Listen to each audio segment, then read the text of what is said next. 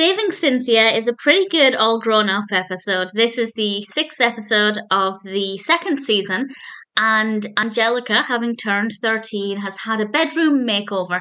And I have to say, it looks great. I love the design of it. Very, very well animated.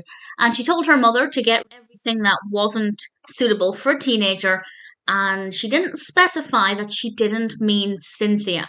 And when she realizes Cynthia's gone, she realizes she really misses her. And she spends the rest of the episode searching for her. And I'll discuss in a moment what happens with that part of the narrative. I will go into some spoiler details, but I'll leave that for just now. The other part of the narrative involves Tommy and Chuckie watering Pangborn's plant. They kind of accidentally destroy his digital organizer, and part of the episode there focuses on the guilt they feel and whether or not they're going to do the right thing and confess to what they did.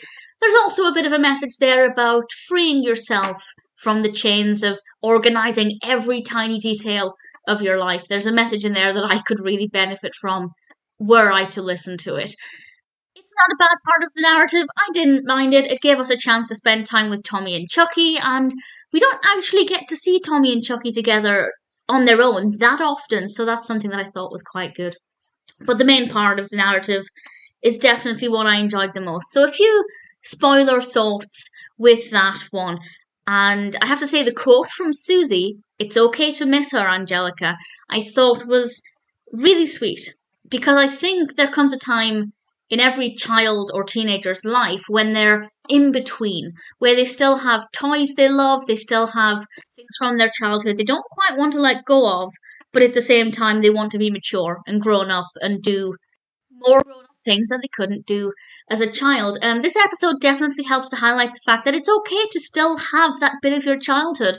It's not all or nothing. You don't have to go complete teenager. You can still, even as a fully grown adult, you can still have bits of your childhood. And a lot of people do hold on to a favourite doll or a favourite toy. It's not unusual. And this episode definitely helps to show that. And maybe anybody watching it, maybe it will help them not get rid of their favourite toy because they think they have to because they're grown up now.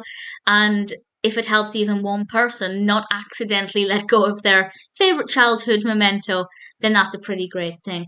I enjoyed watching Angelica and Susie working together, and the scenes at the doll convention, I loved. I would love to go there. It looks so fun, very well animated. The grown-ups dressed as the dolls, I thought, were brilliant. Seeing Cynthia, the Cynthia doll, looking brand new compared to Angelica's doll, I thought was great. I don't like the fact that it was a fake. I don't think that makes a lot of sense, and I don't know why it would be a fake. Why can't it just be the case that Charlotte paid a lot of money for Jonathan to find a genuine original Cynthia? I don't know why it had to be a fake.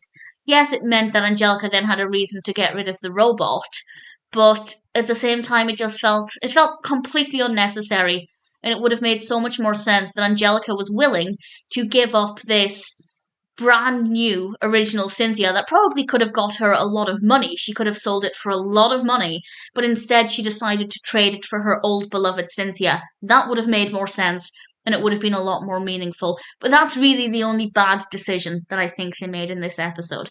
Everything else I think worked really well. It was a bit peculiar when Angelica said that she could hang on to her friendship with Susie, because I thought that had already been acknowledged. I thought they were friends. So that for me was a bit strange as well. But either way, it was a very sweet, moving moment. It's a really good episode. It's a fun story.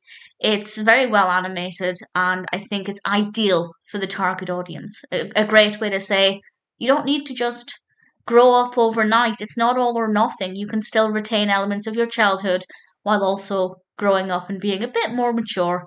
And of course, now I would give anything to have all of my childhood toys back, because I can't even imagine what that nostalgia would be like. It's one of the reasons why I watch Rugrats and All Grown Up, because nostalgia is addictive. It's like a drug. It's amazing.